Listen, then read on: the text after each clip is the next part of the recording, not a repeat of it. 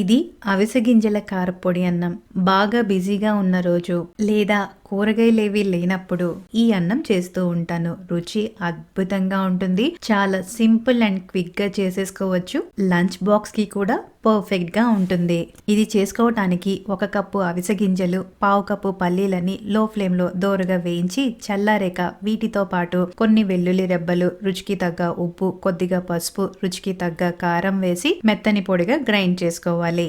ఇప్పుడు కడాయిలో నూనె, నెయ్యి వేసి ఇవి వేడయ్యాక ఆవాలు, జీలకర్ర, శనగపప్పుని వేసి ఇవి వేగిన తర్వాత సన్నగా తరిగిన ఉల్లిపాయలు, పచ్చిమిరపకాయలు, ఎండుమిరపకాయ, కరివేపాకు వేసి ఉల్లిపాయలు చక్కగా వేగిన తర్వాత ముందుగానే ఉడికించి చల్లార్చి పెట్టుకున్న అన్నం, మనం గ్రైండ్ చేసి పెట్టుకున్న అవిసె గింజల పొడిని వేసి చక్కగా కలిపి 2 నిమిషాలు వేయించాలి. తర్వాత కొత్తిమీర, రుచికి తగ్గ నిమ్మరసం వేసి కలుపుకోవాలి. అంతే, అవిసె గింజల కారపొడి అన్నం రెడీ అయిపోతుంది.